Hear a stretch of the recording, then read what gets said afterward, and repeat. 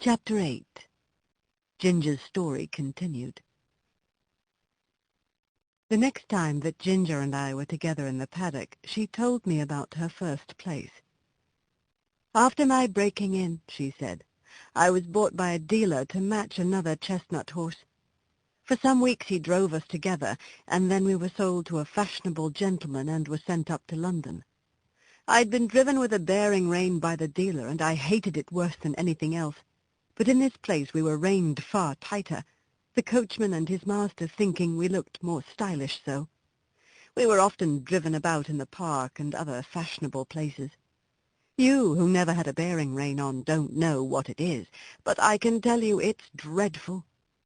I like to toss my head about and hold it as high as any horse, but fancy now yourself, if you tossed your head up high and were obliged to hold it there, and that for hours together, not able to move it at all except with a jerk still higher, your neck aching till you did not know how to bear it.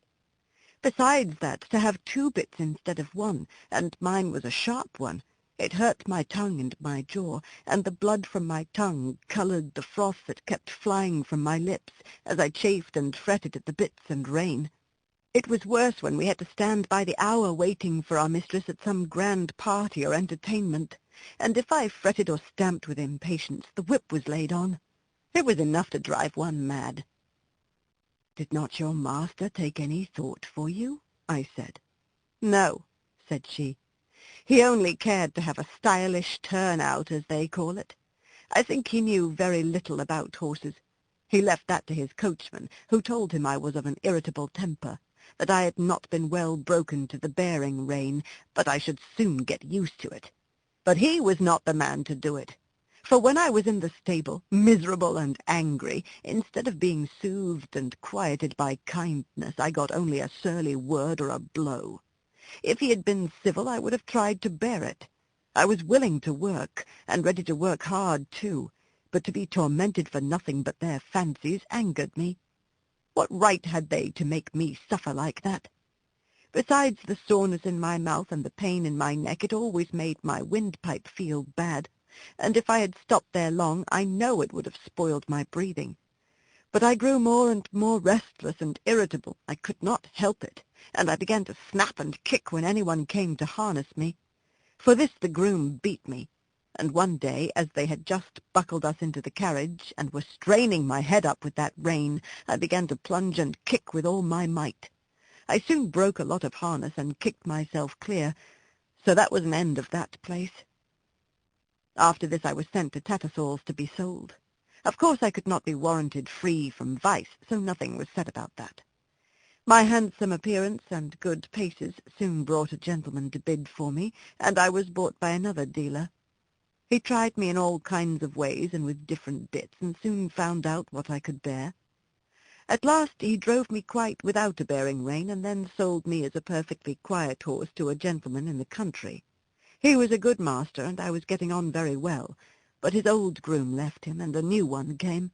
This man was as hard-tempered and hard-handed as Samson. He always spoke in a rough, impatient voice, and if I did not move in the stall the moment he wanted me, he would hit me above the hocks with his stable broom or the fork, whichever he might have in his hand. Everything he did was rough, and I began to hate him. He wanted to make me afraid of him, but I was too high-mettled for that. And one day, when he had aggravated me more than usual, I bit him, which of course put him in a great rage, and he began to hit me about the head with a riding-whip. After that he never dared to come into my stall again.